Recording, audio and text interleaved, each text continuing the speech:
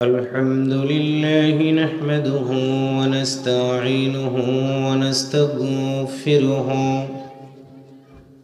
ونعوذ بالله من شرور أنفسنا ومن سيئات أعمالنا من يهده الله فلا مضل له ومن يضلله فلا هادي له وأشهد أن لا إله إلا الله وحده لا شريك له وأشهد أن سيدنا وحبيبنا ومولانا محمدا عبده ورسوله صلى الله عليه وسلم الذي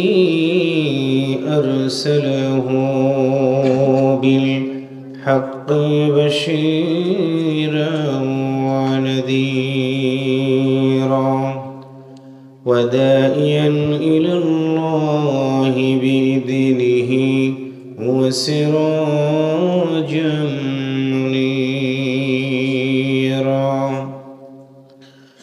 أما بعد فقد قال الله تعالى في كلامه المجيد وفرقانه الحميد أعوذ بالله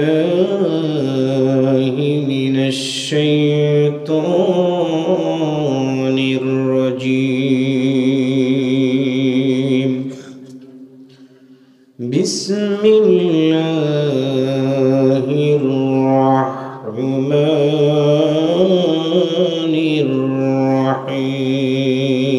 الرحيم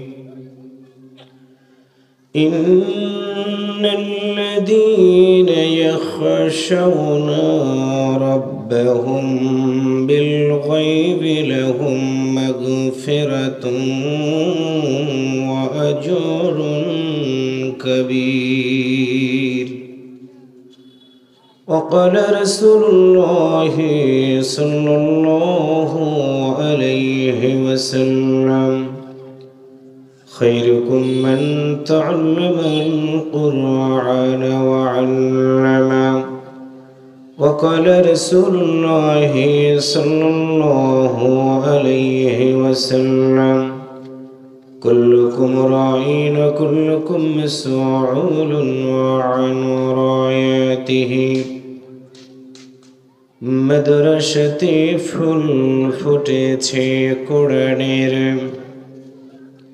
এসো মুমিন ভাই আল্লাহর কোরআন শুনে মানো যদি জান্নাতের মেহমান হওয়া যায় যতই করো দুনিয়ার বাহাদুরি বন্ধ তুমি একদিন যাবে মরে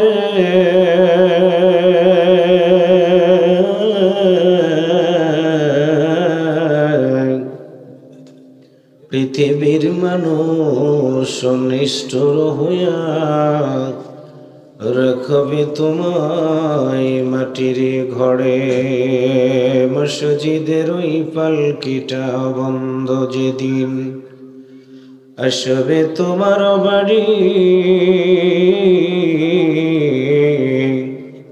ছাড়তে হবে এই দুনিয়া আরো ছাড়বা তোমার সুন্দর নারী মাটির ঘরে শান্তি পেতে চাও গো যদি ওই না জগতে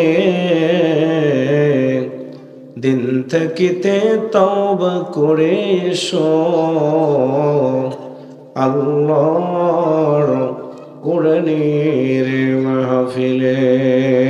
আল্লাহুম্মা সাল্লি আলা মুহাম্মাদিন ওয়া আলা আলি মুহাম্মাদ কামা সাল্লাইতা আলা ইব্রাহিম ওয়া আলা আলি ইব্রাহিম ইন্নাকা হামিদুম মাজিদ।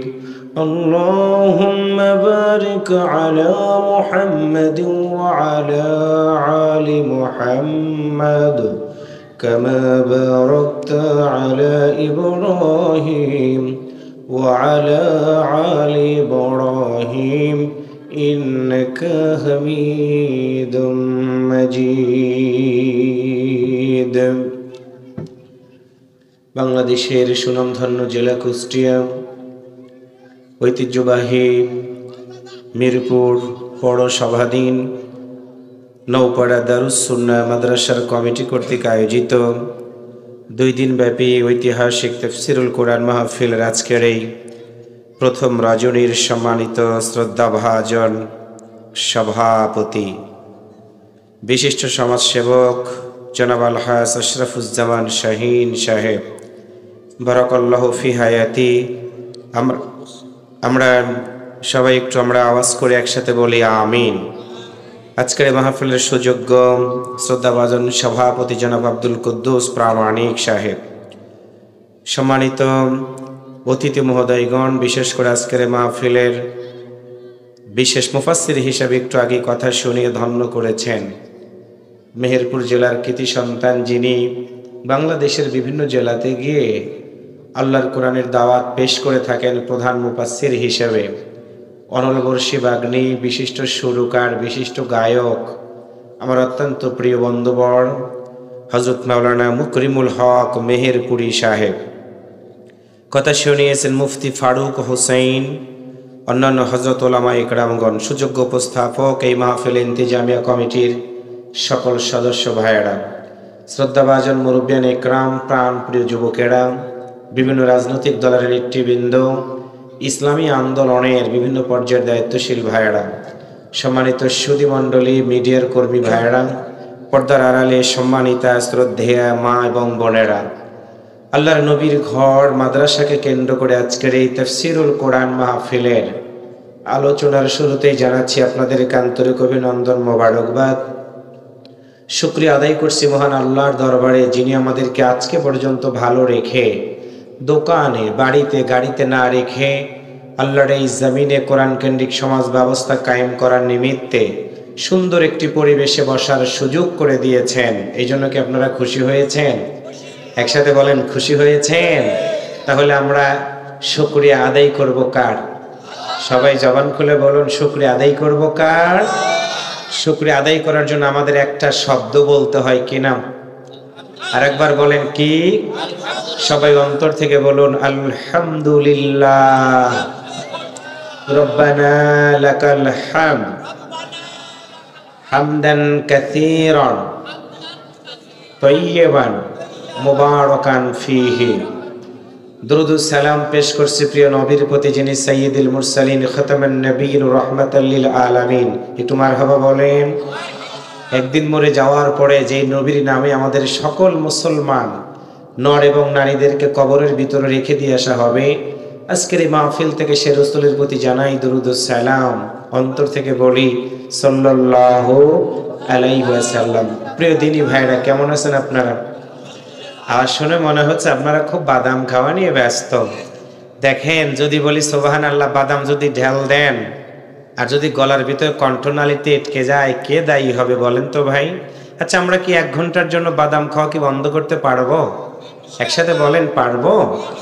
মনোযোগ দিয়ে কোরআন শুনবেন।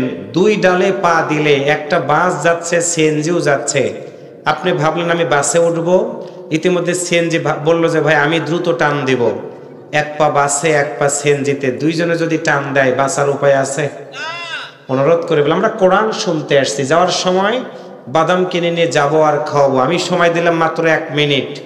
যার কাছে যে বাদাম আছে বন্ধ করে পকেটে রাখেন, অথবা সব মঞ্চে জমা দেন, আমি গাড়িতে নিয়ে যাবো আর খাবো। যেটা সুবিধা মনে করেন আপনারা। যদি নিজেরা রাখেন, আমার সামনে যেন আর কাউকে দেখি না আপনারা বাদাম খাচ্ছেন। সবাই একটু মারহাবা বলেন। হয় নাই? আর একটু জোরে বলেন মারহাবা। বিয়ে করো নাই কারা কারা? হাত তোলো তো দেখি যারা বিয়ে করো নাই। এই যুবক, এইভাবে হাত, বিয়ে করছো তুমি? যারা বিয়ে করো নাই তারা একটু হাত তোলো তো দেখি যারা বিয়ে করো নাই। 2 হাত তোলো যারা বিয়ে করো নাই। চাচা হাত তুলছে, বিয়ে বানাবার করবো। যারা বিয়ে করো নাই তারা একটু বলো তো আল্লাহু আকবার। কুষ্টিয়ার লোকেরা সব ছেঁকা খাওয়া পাটি মনে বসে আছে। যুবক, আর একবার তোমরা যারা বিয়ে করো নাই অন্তর থেকে বলো আল্লাহু আকবার। শেষবারের সুযোগ দিলাম, আর একবার বলো আল্লাহু আকবার। এবার আমরা যারা বিয়ে করেছি হাত নামাও। আমরা যারা বিয়ে করেছি আমাদের তো বয়স হয়ে গেছে না মুরব্বি? দেখি আমাদের আওয়াজের অবস্থাটা কি তোমরা একটু দেখো, আমাদের অবস্থাটা কেমন হয়। যারা বিয়ে করেছে এবার আমরা একটু একসাথে বলবো আল্লাহু আকবার। আর একবার বলি। আওয়াজ শুনে মনে হয় বিয়ের বয়স এখনো আছে, কিন্তু বিয়ে আমরা করবো না, আমাদের জন্য একটাই যথেষ্ট। কথা বলেন ঠিক না ভাইরা? অনেকের বউ আবার একটাই ধরে ধরে মাঝে মাঝে মারে। আমাদের ফোনদা বলে হুজুর আজকে তো বউ আমারে মারছে, কি করবো? বললাম পাও ধরে মাপসান, আরো মারুক। স্বামী যদি দুর্বল হয় বউ তো মারবেই, তাই না? কিন্তু বোনেরা না, স্বামীকে মারবা না, দুর্বল যদি হয় মারবা না, তুমি তার আনুগত্য করবা, খেদমত করবা। দিনী ভাইয়েরা, শুরুতেই ধন্যবাদ জানাচ্ছি এই মাহফিল ইন্তেজামিয়া কমিটির ভাইদেরকে যারা আয়োজন করলো, আর আপনারা যারা একজাক্ট মানুষ কোরআন শুনতে এসেছেন, আপনাদের সবাইকে আন্তরিক ধন্যবাদ জানিয়ে, যেহেতু মাদ্রাসাকে কেন্দ্র করে আজকের এই মাহফিল, আমি কোরআন হাদিস থেকে ইসলামী শিক্ষার উপরে কিছু কথা বলতে চাই। আপনারা আমার আলোচনা মিরপুরে অনেক শুনেছেন। আমি যেখানেই যাই একটা বিষয় নিয়ে কথা বলি। আজকে আপনাদের সামনে কোরআনুল কারীমের গুরুত্বপূর্ণ একটি সূরা, সূরা মুলক থেকে 12 নম্বর একটা আয়াত তেলাওয়াত করেছি। সেই সূরা মুলকের 12 নম্বর একটি আয়াতকে কেন্দ্র করে আপনাদের সামনে আলোচনা রাখতে চাই। বিশ্বনবী সাল্লাল্লাহু আলাইহি ওয়াসাল্লামের মাক্কি জিন্দেগিতে সূরাটি নাজিল হয়। মোট আয়াত সংখ্যা 30, রুকু সংখ্যা 2। সেখানকার 12 নম্বর একটা আয়াত কেন তেলাওয়াত করলাম? কারণ হলো আজকে গোটা পৃথিবীর ইহুদিরা এক, খ্রিস্টানেরা এক, নাসারারা এক, বিশেষ করে কোরআন বিরোধীরা এক। আওয়াজ করে বলেন কথা ঠিক না ভাইয়েরা? কোরআন বিরোধীরা প্রতিনিয়ত এক হয়ে আজকে মাদ্রাসার ময়দানে বক্তব্য দিচ্ছি, শুনে রাখেন, কান খুলে ঘুমাবেন না, কান খুলে শুনে রাখেন। ভারতে গতকালকে একটি স্কুলে, আইডিয়াল স্কুলে মহারাষ্ট্র প্রদেশে জোহরের নামাজের সময় হয়ে গেছে, স্কুলে নামাজের ব্যবস্থা নাই। অমুসলিমরা তারা প্রার্থনা করবে, সেখানে ছোট্ট মন্দিরের মতো জায়গা করে দেওয়া হয়েছে, কিন্তু মুসলমানরা নামাজ পড়বে সেই জায়গা করা হয় নাই। জোহরের নামাজের সময় 3 জন ছেলে ক্লাসরুমের ভিতরে নামাজ পড়ছে। ভালো করে বুঝবেন, আপনাদের এলাকাতে কি নামাজ পড়া আছে? নামাজ পড়া ভালো কাজ না খারাপ কাজ? অমুসলিমরা তাদের ধর্ম পালন করবে, আমাদের কোনো আপত্তি নাই। আমরা মুসলমানেরাও নামাজ আদায় করব, আমাদের এটা ইমানি দায়িত্ব। কথা বলেন ঠিক না ভাইরা? কিন্তু মহারাষ্ট্রে সেই স্কুলের ভিতরে যখন আমাদের 3 জন ছাত্র ভাই নামাজ পড়ছিলেন, একজন ইমাম, পিছনে 2 জন ছাত্র দাঁড়িয়ে নামাজ পড়ছিলেন, এই দৃশ্য কয়েকজন অমুসলিমেরা দেখে ফেসবুকে ভাইরাল করে দেওয়ার কারণে তাৎক্ষণিকই ওই মহারাষ্ট্রের পুলিশেরা এসে স্কুল কমিটির ভিতর থেকে কমিটির লোকজনদের ডেকে 3 জন ছাত্রকে স্কুল মাঠে দাঁড় করায় রেখে দেওয়া হলো। শুধুমাত্র ক্লাসরুমের ভিতরে মুসলমানেরা নামাজ পড়লো কেন? আপনারা বলেন তো, মুসলমানদের নামাজ পড়া দরকার আছে না নাই? আর একটু জোরে বলেন। তাহলে নামাজ পড়াকে কেন্দ্র করে কেউ যদি ওই ছাত্রকে কান ধরে উঠবস করায়, বাংলাদেশে অমুসলিমরা ধর্মীয় সকল পূজার কাজ করে, আমরা মুসলমানেরা কোনোদিন তাদের সামনে গিয়ে দাঁড়াই না, বরং আমরা সুযোগ করে দেই তাদেরকে পূজার কাজগুলো, তাদের ধর্মের কাজ তারা যেন ঠিক মতো করতে পারে। মনে রাখবেন ভালো করে, আমার যেই 3 জন ছাত্রকে ভারতের মহারাষ্ট্রে মুসলমানদের 3 জন সন্তানকে দাঁড় করে কান ধরে শাস্তি দিয়েছে, আমি ভারতবাসীদেরকে জানিয়ে দিতে চাই, মনে রাখবাম, মুসলমানদের চোখের দিকে চোখ রাঙিয়ে কথা বলবা না, মুসলমানদের নামাজ নিয়ে তোমরা আমাদের উপরে তিরস্কার করবা না। অবিলম্বে ভারত সরকারকে বলবো, যে 3 জন ছাত্রকে কান ধরিয়ে উঠবস করানো হয়েছে তাদের কাছে ক্ষমা চাইবে, তা না হলে বাংলাদেশ সহ গোটা পৃথিবীর মুসলমানেরা এক কাতারে দাঁড়ায়া আমরাও ঠিক প্রতিবাদ করা শুরু করে দিব। আমরা তীব্র প্রতিবাদ করছি, নিন্দা জ্ঞাপন করছি। অবিলম্বে যারা ফেসবুকে দিয়ে মুসলমানদেরকে কষ্ট দিয়েছে তাদেরকে গ্রেফতার করতে হবে, অন্যথায় মুসলমানেরা রাস্তায় নামবে, মিছিল করবে, মিটিং করবে, প্রতিবাদ করবে। আমরাও প্রয়োজন যদি হয় রাস্তায় নামবো। নামাজের বিরুদ্ধে কেউ যদি কথা বলে আমরা সেটা মানবো না, মানবো না, মানবো না। কারা কারা নামাজের পক্ষে আছেন দুহাত তুলে আমার আল্লাহকে দেখায় দেন। তাকবীর দেওয়ার লোক নাই, সব মরে গেছে।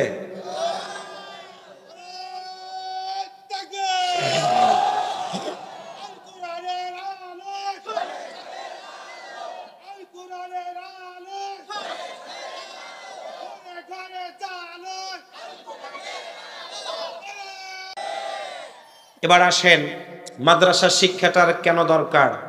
সন্ত্রাস, জঙ্গিবাদ, মাদক, ইফটিজিং, দুর্নীতি, রাহাজানি, চুরি, ছিনতাই বাংলাদেশ সহ গোটা পৃথিবীতে আছে না নাই? একসাথে বলেন আছে না নাই? কুষ্টিয়াতে কি গরু চুরি হয় না? এমনকি মসজিদের জুতা পর্যন্ত চুরি হয়, মসজিদের মাইক সেট চুরি হয়। কেন চুরি হয়? চোরের কাছে কোনো ধর্ম নাই, চোর যেটা পাবে সেটাই চুরি করবে। আপনারা কি চান চুরি মুক্ত একটি সমাজ হোক? একসাথে বলেন চান? আপনারা কি চান সন্ত্রাস মুক্ত একটি সমাজ হোক? আপনারা কি চান মাদক মুক্ত একটি সমাজ হোক? একটা জিনিস দিয়েই সম্ভব, তার নাম, সবাই কথা বলেন, তার নাম। তাহলে সন্ত্রাস, জঙ্গিবাদ, মাদক, ইফটিজিং, নারী নির্যাতন, দুর্নীতি মুক্ত আমরা যদি একটি সমাজ গঠন করতে পারি, একটা জিনিস দিয়েই সম্ভব। আওয়াজ করে চিৎকার করে বলুন, তার নাম। তাহলে আমরা কি কোরআনের পক্ষে থাকতে রাজি আছি? একসাথে বলেন, থাকতে রাজি আছি। ইসলামী শিক্ষায় শিক্ষিত যদি আপনার সন্তানকে করতে পারেন, আমাদের দেশের অনেক নেতারা সালামটাও সুন্দর করে দিতে পারেন, আসসালামু আলাইকুম বলে, কিন্তু এই হাফিজা মাদ্রাসার নুরানি বিভাগের ছোট্ট ছোট্ট ছাত্রদেরকে দিকে তাকায় দেখবেন কত সুন্দর করে সালাম দেয়। সুবহানাল্লাহ বলতে ইচ্ছা করে না? আরেকটি কথা নোট রাখেন কুষ্টিয়াবাসী, অনেক ডাক্তারের মা বাবা বৃদ্ধাশ্রমে আছে, অনেক ইঞ্জিনিয়ারের মা বাবা বৃদ্ধাশ্রমে আছে, কিন্তু একজন মুফতি, মুহাদ্দিস, মাদ্রাসার ইমাম, মসজিদের ইমাম, মাদ্রাসার শিক্ষকের বাবা মা বৃদ্ধাশ্রমে নাই। কারণ বেতন যদিও আপনারা 6,000, 10,000, 15,000 টাকা দেন, অল্প টাকা বেতনে আল্লাহর সাহায্য কামনা করে হালাল রিজিকে আল্লাহ বারাকা দেওয়ার কারণেই তারা সুন্দর করে পিতামাতা সহ একসাথে জীবন যাপন করে।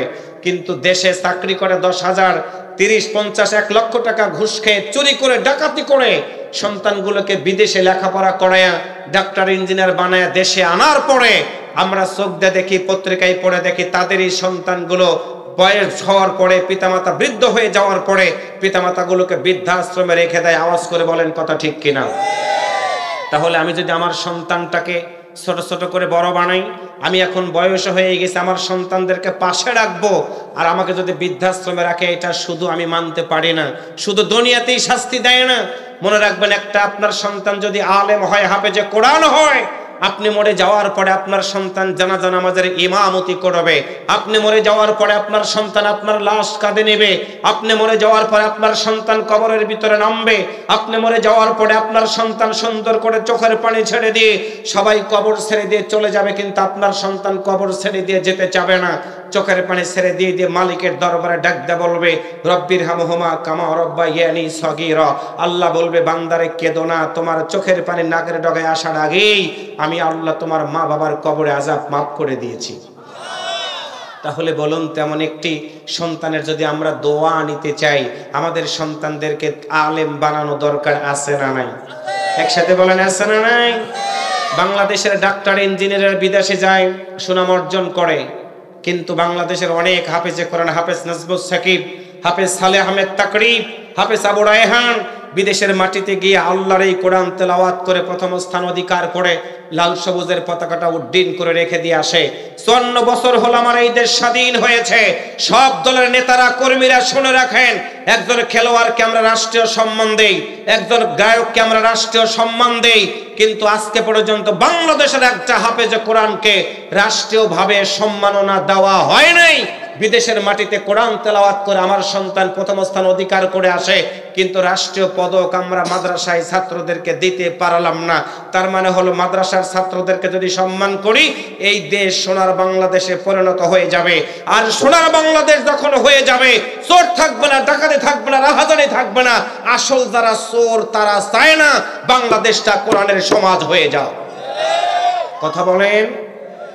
তাহলে চোরেরা যদি না চায়, আমাদের কিচ্ছু যায়ও না, আসেও না। আমরা চাই আল্লাহর আইন, সৎলোকের শাসন, শোষণ মুক্ত সমাজ গঠন করে মায়ের অধিকার, বাবার অধিকার, সন্তানের অধিকার, সন্ত্রাস, জঙ্গিবাদ, মাদক মুক্ত একটি যদি সমাজ গঠন আমরা করতে চাই, আওয়াজ করে বলুন তো আল্লাহর এই কোরআনের দরকার আছে না নাই? হৃদয় থেকে বলেন আছে না নাই? একটাই আওয়াজ, একটাই স্লোগান, আগামীর দিন হবে কোরআনের দিন। মারহাবা, জোরে বলেন। সেই প্রত্যাশা রেখে আলোচনা শুরু করছি সূরা মুলকের 12 নম্বর আয়াত। কি আছে আলোচ্য আয়াত? আল্লাহ নিজেই ডাক দিয়ে বলতেছেন, ইন্নাল্লাযিনা, নিশ্চয় যারা, ইন্নাল্লাযিনা, নিশ্চয় যারা, ইয়াখশাউনা রাব্বাহুম, যারা ভয় করে তাদের আল্লাহকে। আওয়াজ করে বলুন তো আমরা ভয় করি কাকে? চুপ করলে এখন গুনাহ হবে। কথা বলেন, আওয়াজ করে বলুন তো আমরা ভয় করি কাকে? আল্লাহ বলেন যারা আমাকে ভয় করে, শুধু ভয় করে না, আর একটা কাজ করে তারা কি? রব্বহুম বিল গায়ব, আমি আল্লাহকে তারা দেখে নাই, না দেখে যারা আমি আল্লাহকে ভয় করে। আমরা কি আল্লাহকে দেখেছি রে ভাই? আল্লাহকে না দেখে আমরা ভয় করি। 2 নম্বর হলো আল্লাহ তাআলা বলেন আমাকে যারা ভয় করবে আমি কি তাদেরকে পুরস্কার দিব না? সুবহানাল্লাহ, জোরে বলেন। আল্লাহ কি পুরস্কার দিবে? আল্লাহ বলেন লাহুম মাগফিরাত, আমি আল্লাহ তাদেরকে ক্ষমা করে দিব। কাদেরকে? যারা না দেখে ভয় করে কাকে? সবাই বলেন যারা না দেখে ভয় করে কাকে? আপনাদের জীবনে কি গুনাহ আছে? যারা কথা বলেন না তারা মনে সব ফেরেশতা বসে আছেন। আরেকবার আওয়াজ করে বলুন তো আমাদের জীবনে কি গুনাহ আছে না নাই? তাহলে আমরা গুনাহ যদি মাপ পেতে চাই, যতদিন বাঁচবো ভয় করব কাকে? আল্লাহ বলেন শুধু আমাকে যদি ভয় করো তোমাদেরকে ক্ষমা করে দেব, তাতেই কি খুশি হয়ে গেলা? আল্লাহ বলেন না, তোমাদের খুশি এখনই হওয়ার দরকার নেই, আরো কিছু আছে। সেটা হলো কি? আল্লাহ বলেন ওয়া আজরুন কাবীর, আমি আল্লাহ তোমাদেরকে মহাপুরস্কার দিব। আর মুফাসসিরিনগণ বলেছেন মহাপুরস্কার হলো আল্লাহর জান্নাত। সুবহানাল্লাহ, জোরে বলা দরকার। আপনারা মনে হয় জান্নাতে যেতে চান না? তাহলে এবার বলুন তো জান্নাতে যদি যেতে চাই আমরা ভয় করব কাকে? সবাই বলেন কাকে? কথাটা কার? কথাটা কার? কোন সূরা? সূরা মুলক। কোন সূরা? কত নম্বর আয়াত? 12। কত নম্বর আয়াত? পিছনের ভাইরা বলেন তো, একদম পিছনের ভাইরা, জান্নাতে যদি যেতে চাই আমরা ভয় করব কাকে? পিছনের ভাইরা, আপনারা না, পিছনের ভাইরা বলেন যদি জান্নাতে যেতে চাই ভয় করব কাকে? সামনের ভাইরা বলেন কথাটা বলেছেন কে? পিছনের ভাইরা বলেন কোন সূরা? মুখস্থ করাই লাগবে। সূরা মুলক। কোন সূরা? আরেকবার বলেন কোন সূরা? সামনের ভাইরা বলেন কত নম্বর আয়াত? কত নম্বর? 12। সূরা মুলকের একটা ফজিলত বলি। আপনাদের এলাকা থেকে আজরাইল আসে? মুরব্বিকে ডাক দেন। মুরব্বি ঘুমাইতেছেন? হ্যাঁ, আপনার কথা বলতেছি আমি। যেদিন মরে যাবেন সূরা মুলকের ফজিলত শুনে বাড়ি যান, ঘুমাইলে হবে না। আপনাদের এলাকা থেকে আজরাইল আসে? যারা চুপ করে আছেন তারা মনে হয় বুঝতেছেন না। আরেকবার বলুন আজরাইল কি আসে? মরে যাওয়ার পরে আমরা যখন কবরের ভিতরে যাব, আল্লাহ রাসূল বলেছেন প্রত্যেক রাত্রিতে আল্লাহর কোনো বান্দা বান্দি, মা বোনেরাও শুনবেন, কোনো বান্দা বান্দি যদি প্রতি রাত্রিতে সূরা মুলক তেলাওয়াত করে ঘুমাইতে পারে, আল্লাহ রাসূল বলেন ওই ব্যক্তির কবরের ভিতরে আল্লাহ তাআলা কোনো আযাব দিবে না। সূরা মুলক আপনার কবরের ভিতরে গিয়ে আপনার পক্ষ অবলম্বন করে আল্লাহর কাছে সাহায্য কামনা করবে। সুবহানাল্লাহ, জোরে বলেন। আর একটা হাদিস পেয়েছি, সেটা হলো সূরা মুলক আপনার পক্ষ হয়ে ফেরেশতাদের বিরুদ্ধে দাঁড়িয়ে গিয়ে বলবে, হে আল্লাহর ফেরেশতারা, আল্লাহর কাছে গিয়ে বলো আল্লাহর এই বান্দা যতদিন পৃথিবীতে বেঁচে ছিল সূরা মুলক তেলাওয়াত করে সূরা মুলকের মতো করে জীবন যাপন করেছে, আমি ততক্ষণ পর্যন্ত আল্লাহর এই বান্দার কবরটা ছেড়ে দেব না, আল্লাহর পক্ষ থেকে যতক্ষণ পর্যন্ত না জান্নাতের সুসংবাদ না আসবে। সুবহানাল্লাহ বলেন। আল্লাহর ফেরেশতা একটা দৌড় দিবে, আল্লাহকে গিয়ে বলবে আল্লাহ নওপাড়া কবরস্থানে গিয়েছিলাম, তোমার একজন বান্দিকে কবরস্থ করা হয়েছে। কিন্তু রাকিবুল হুজুর ওয়াজ করতে গিয়ে সূরা মুলকের ফজিলতের আলোচনা করেছিল। আল্লাহ সেই দিন থেকে তোমার এই বান্দা বান্দিটা সূরা মুলকের উপরে আমল করেছে। আল্লাহ বলবে ওই বান্দা বান্দি কি চাই? ফেরেশতা বলবে আল্লাহ তোমার কাছে জান্নাত চাই। আল্লাহ বলবে আমাকে না দেখে যারা ভয় করে, আমাকে না দেখে যারা বিশ্বাস করে, আমাকে না দেখে যারা আমার মতো আল্লাহকে যারা বিশ্বাস স্থাপন করে জীবন যাপন করেছে, আমার কোরআনের প্রতি ইস্তেকামত থেকেছে, ফেরেশতা তুমি আমার ওই বান্দাকে জানিয়ে দিয়ে দাও আমি আল্লাহ তার কবরটাকে জান্নাতের বাগান বানায় দিয়ে দিলাম। ও ভাই, যতই মাস্তানি করেন, যতই যুবক থাকুক না কেন, যতই জীবন আপনার আছে, যতই নেতাগিরি করেন না কেন, মরে যাওয়ার পরে কোনো মাস্তানি কুলাবে না। কবরের জগৎটা বড় ভয়ঙ্কর জগৎ হবে। সেই জগতে আমরা যদি বাঁচতে চাই, জবান খুলে বলুন তো, যতদিন বাঁচবো আমরা ভয় করব কাকে? কথাটা কার? কোন সূরা, কত নাম্বার আয়াত? মাশাআল্লাহ, মুখস্থ করবেন, আমি তেলাওয়াত করব, তেলাওয়াত শেষে একটু আল্লাহু আকবার বলবেন। আল্লাহু আকবার বললে খুশি হয় কে? রাগ করে কে? এই কই আল্লাহ রাগ করে? কি কইতেছেন দেখেছেন? আল্লাহু আকবার বললে খুশি হয় কে? রাগ করে? আমরা কি শয়তানকে মানি? শয়তানকে কি আমরা গুনি? ওগুলো হিসাব করারই আমাদের সময় নাই।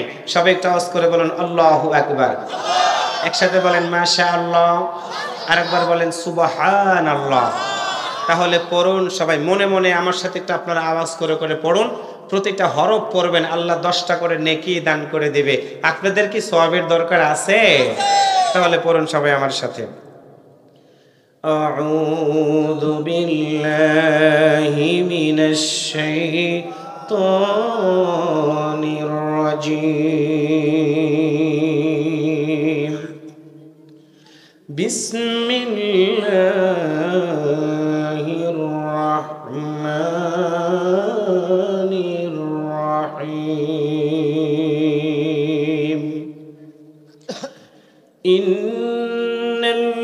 ইন্নাল্লাযীনা ইয়াখশাওনা রাব্বাহুম বিল-গায়বি লাহুম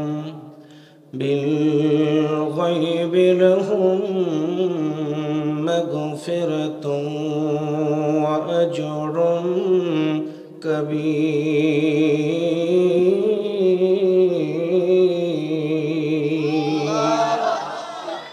সম্মানিত মিরপুরবাসী, বিশ্বনবী সাল্লাল্লাহু আলাইহি ওয়াসাল্লামের মক্কি জিন্দেগিতে সূরাটি নাজিল হয়। আলোচনাটা শোনাই দিয়ে গেলাম, মা বোনেরা, যুবকেরা, তরুণেরা হৃদয় দিয়ে কথাগুলো শুনবা। আজ থেকে ১৫০০ বছর আগে বিশ্বনবী পৃথিবীর বুকে আগমন করেছিলেন। ৫৭০ খ্রিস্টাব্দে আল্লাহর নবী আগমন করার পরে মানুষগুলোকে সুন্দর করে তিল তিল করে বড় বানানোর সিদ্ধান্ত নিয়ে নিলেন। আল্লাহর বান্দারা, আল্লাহ সুবহানাহু ওয়া তাআলা বিশ্বনবীকে দুনিয়ার জীবনে ৬৩ বছর পর্যন্ত হায়াত দিয়েছিলেন। ৪০ বছর বয়স যখন হয়ে গেল, আল্লাহর নবী হীরা পর্বতের গুহায় গিয়ে মালিকের দরবারে কেঁদে কেঁদে বুকটা ভাসায় বলে, ওগো আমার রব,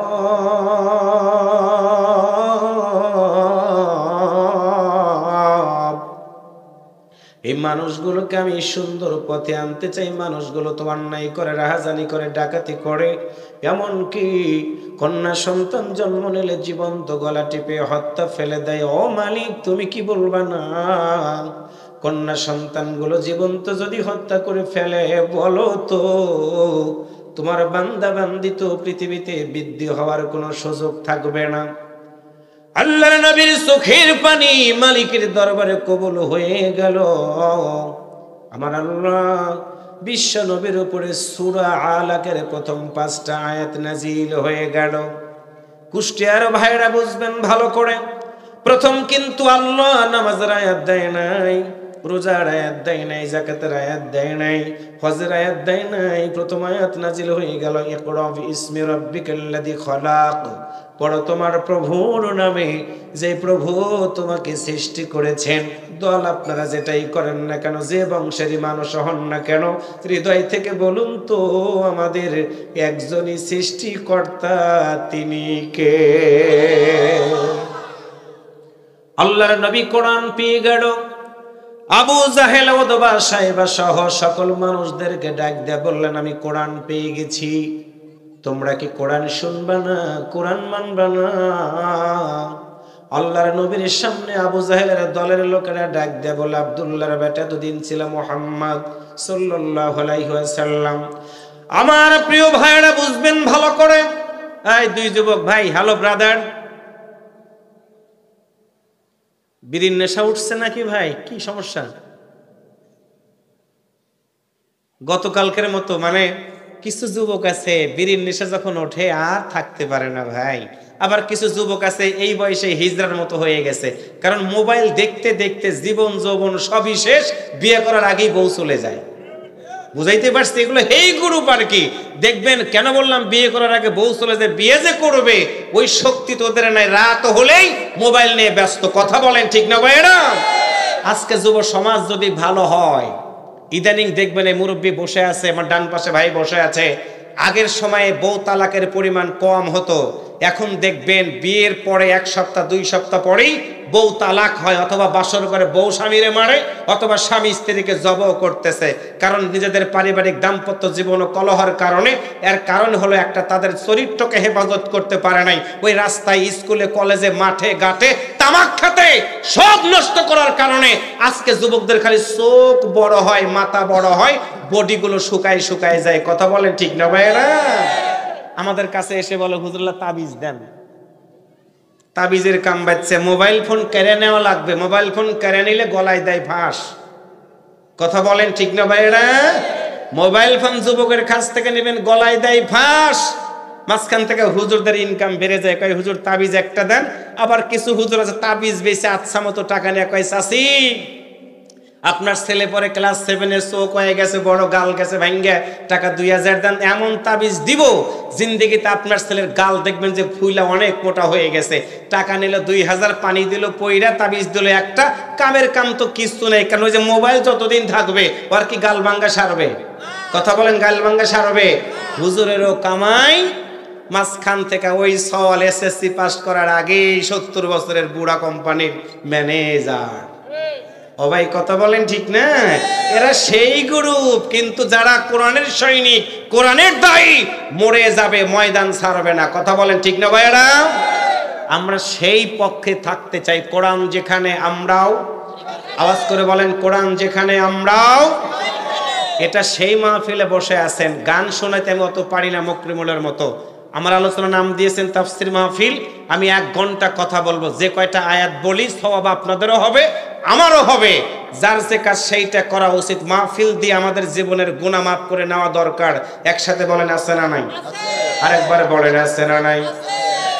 আমার দিনী ভাইরা ভালো করে কথাটা শুনবেন। আল্লাহর নবী পেয়ে গেল কোরআন, আওয়াজ করে বলুন মারহাবা। আরেকটু জোরে বলেন। আল্লাহর নবী পেয়ে গেল কোরআন। প্রথম নামাজের আয়াত নাজিল হলো না, ইকরার আয়াত নাজিল হয়ে গেল। পড়ো। কেন পড়বা? পড়লে তোমার জ্ঞান হবে। পড়ার কারণে কেউ হয় ডাক্তার, পড়ার কারণে কেউ হয় ইঞ্জিনিয়ার, পড়ার কারণে কেউ হয় হাফেজে কোরআন, পড়ার কারণে কেউ হয় আপনাদের মিরপুর উপজেলা পরিষদের চেয়ারম্যান, কেউ হয় মেম্বার, কেউ হয় সচিব, কেউ হয় টিওনো, কেউ হয় ডিসি, কেউ হয় এসপি, কেউ হয় আমার ভাইরা পুলিশ কমিশনার।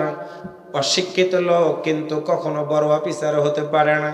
তার মানে শিক্ষাগত যোগ্যতা যারা যত বেশি, অফিসার হিসেবে তত দুনিয়াতে তার বেশি মর্যাদা হয়। আজকের আলোচ্য বিষয় হলো দুনিয়ার মর্যাদা আমরা চাই না, চাই না। আখিরাতের আদালতে আমি একজন মুমিন হিসেবে, আমি একজন ইমানদার হিসেবে যদি উঠতে চাই, জবান খুলে বলুন তো আল্লাহর কোরআনের ধারক বাহক হওয়া দরকার আছে না? আল্লাহর নবী কোরআন পেয়ে গেল, মালিকের দরবারে ডাক দিয়া বললেন, আল্লাহ তুমি তো আমারে কোরআন দিয়ে দিলা, তুমি কি বলবা না? তোমার বান্দারা কোরআনটা পেয়ে গেল, কেমনে আমল করবে তুমি কি জানাই দিবা না? আমার আল্লাহর একটা আয়াত নাজিল করে রাসূলকে জানাই দিয়ে দিলেন, ইয়া আইয়ুহান নাসু উবুদু রাব্বাকুমুল্লাযী খালাকাকুম والذين من قبلكم لعلكم تتقون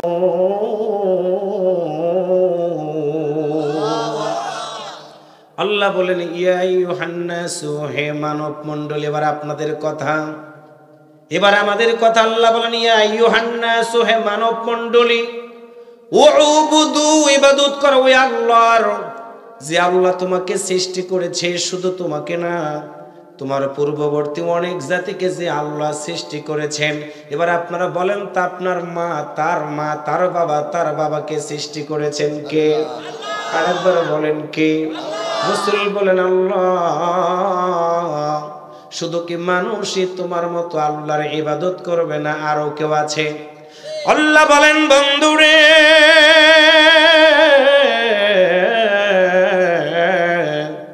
শুধু মানুষই না, আমি আল্লাহর একটা জাতিকে আমার ইবাদত করার জন্য জানাই দিয়ে দিলাম। ওয়ামা খালাকাতুল জিন্না ওয়াল ইনসা ইল্লা লিয়াবুদুন।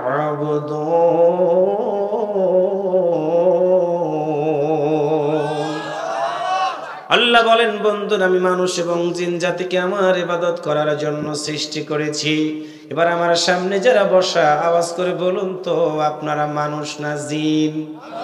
যারা কথা বলেন নাই তারা মনে হয় জিন। আর একবার বলেন তো, আপনারা মানুষ না জিন? আল্লাহ বলেন বন্ধুরা, মানুষের কি দায়িত্ব? সভাপতির দায়িত্ব হলো মাহফিলের সভাপতিত্ব করা, উপস্থাপকের দায়িত্ব হলো ঘোষণা দেওয়া, বক্তার কাজ হলো ওয়াজ করা। রাসূল বলেন আল্লাহ বলো, তোমার বান্দারা ইবাদত কেমনে করবে তুমি কি একটু জানাই দিবা না? আল্লাহ বলেন বন্ধুরে, চিন্তা করো না, আমি আল্লাহ জানাই দিয়ে দিলাম। কুনতুম খায়রা উম্মাতিন উখরিজাত লিন-নাস তা'মুরুনা বিল মা'রুফ ওয়া তানহাউনা আনিল মুনকার ওয়া তু'মিনুনা বিল্লাহ।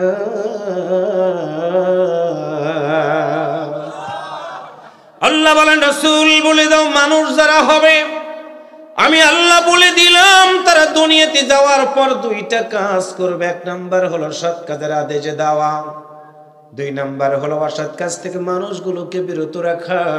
আপনারা বলেন তো, যাত্রা জুয়া ভালো না কোরআনের মাহফিল ভালো? কোরআনের মাহফিল ভালো। প্রমাণ কি? আল্লাহ নিজেই প্রমাণ দিয়ে দিলেন, উদউ ইলা সাবিলি রাব্বিকা বিল হিকমাতি ওয়াল মাউইজাতিল হাসানা ওয়া মান আহসানু কাওলাম মিম্মান দাআ ইলাল্লাহি ওয়া আমিলা সালিহান ওয়া ক্বালা ইন্নানি মিনাল মুসলিমিন। আমার আল্লাহ ডাক দিয়ে বলেন, বান্দারে শুনে রাখো, ওই ব্যক্তির কথার চেয়ে কার কথা ভালো হবে, যেই ব্যক্তি মানুষদেরকে আল্লাহর পথে আহ্বান করে। এবার যুবক, তোমাদের কথা শুনে নাও, কান খুলে রাখো। যুবক তুমি শুনে রাখো, সৎসঙ্গে স্বর্গবাস, অসৎসঙ্গে সর্বনাশ। তুমি যারা বন্ধু বানাইছাও, তোমার বন্ধু কি নামাজ পড়ে? তুমি যারা বন্ধু বানাইলে তোমার বন্ধুকে রোজা রাখে? তুমি যারা বন্ধু বানাইলে সেই বন্ধুকে তোমাকে আল্লাহর আইনের পক্ষে তোমারে ডাক দেয়? তুমি যারা বন্ধু বানাইলা ওই বন্ধুকে তোমার মা বাবাকে সালাম দেওয়ার কথা বলে? এইরকম যদি লোক তুমি পাও তাইলে তারা বন্ধু বানাবা। যেই বন্ধু গাঁজা খায় তার সাথে যুবক তুমি কোনোদিন বন্ধুত্ব করতে পারবা না। কথা বলেন ঠিক না ভাইরা? যেই বন্ধু তোমাকে স্কুল ফাঁকি দিয়া সিনেমা দেখায়, যেই বন্ধু তোমাকে আজকে বিড়ি খাওয়ায়, সিগারেট খাওয়ায়, 2 দিন পরে মদ খাওয়াবে রে, 3 দিন পরে দেখবা যুবক তোমাকে টাকা দিয়ে খুন খারাপি করাবে। পায়ে ধরে বলে গেলাম, যুবক তোমাকে যে আল্লাহর দিকে ডাক দিবে, আওয়াজ করে বলুন, আল্লাহর দিকে যে বা যারা ডাক দিবে মুসলমান হিসাবে তাদের দলে আমাদের থাকা দরকার আছে না নাই? রাসূল বলেন, আল্লাহ তুমি কি বলবা না? তোমার দলে যারা থাকবে তাদের মর্যাদাটা কি হবে তুমি বলে দাও। আমার আল্লাহর একটা আয়াত নাজিল করে জানাই দিয়ে দিলেন, ইয়া আইয়ুহাল্লাযীনা আমানু দুখুলু ফিস-সিলমি কাফা ওয়া লা তাত্তাবিউ খুতুওয়াতিশ শাইতান ইন্নাহু লাকুম আদুউম মুবিন। আল্লাহু আকবার। আওয়াজ কমে গেছে গো, আরেকটা আওয়াজ করে বলেন, আওয়াজ করে বলেন আল্লাহু আকবার। আল্লাহ বলেন, বন্ধুরে খুশির কথা শুনে নাও। মানুষ ছিলাম, আমি আল্লাহর কোরআন মেনে নেওয়ার কারণে আমার জমিনে যাওয়ার পর আমার রিজিক খাও। আল্লাহ বলেন, আমারে দেওয়া দুইটা চোখ দিয়ে দেখো, আমারে দেওয়া দুইটা কান দিয়ে শোনো, আমারে দেওয়া ব্রেন দিয়ে তুমি আমার কোরআনটাকে হেফজ করে রেখে দিয়েছো। বান্দারে, আমার দেওয়া সমাজ ব্যবস্থা কায়েম করার জন্য চেষ্টা করার কারণে আমি আল্লাহ তোমাকে ইমানদারের খাতায় নামটা লেখাই দিলাম। সুবহানাল্লাহ বলেন। ইমানদার হয়ে যাওয়ার পর সব কাজ করা যাবে না। বেঈমান থাকার সময় আপনি যে কোনো কাজ করবেন আপনার জন্য অসুবিধা মনে হবে না, কিন্তু যখনই আপনি হয়ে যাবেন ইমানদার, আল্লাহ তাআলা তখনই আপনার জন্য ডাক দিয়ে বললেন, উদখুলু, প্রবেশ করো, ফিস-সিলমে, শান্তির মধ্যে। সতর্ক বাণী হলো, ওয়ালা তাত্তাবিউ খুতুওয়াতিশ শাইতান, শয়তানের অনুকরণ করবা না। শয়তান হলো প্রকাশ্য শত্রু। জবান খুলে বলুন তো, শয়তানের কাছ থেকে আমাদের দূরে থাকা দরকার আছে না নাই? কেমনে দূরে থাকবেন আমার আল্লাহ সেটাও বলে দিলেন, ইয়া আইয়ুহাল্লাযীনা আমানুত্তাকুল্লাহা ওয়া কুনু মা'আস সাদিকিন।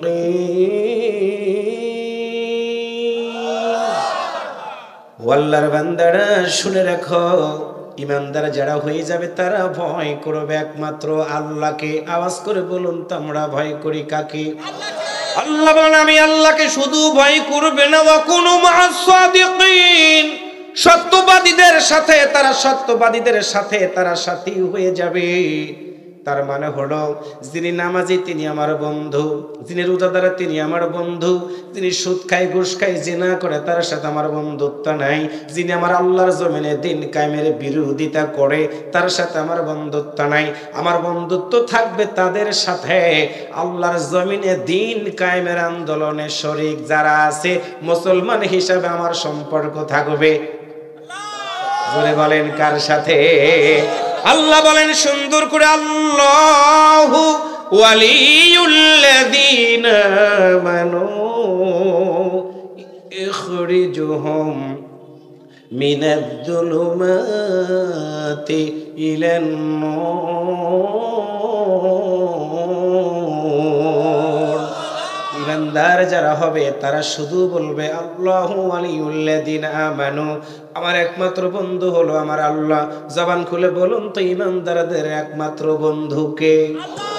আল্লাহ বলেন, বান্দারে শুনে রাখো, আমার মতো আল্লাহর কেউ যদি বন্ধু বানায়, আমি আল্লাহ কি করবো? ইখরিজুহুম, তাদেরকে বের করে আনবো, মিনাজ-জুলুমাতি ইলান-নূর, অন্ধকার থেকে আমি আল্লাহ তাদেরকে আলোর দিকে নিয়ে আসবো।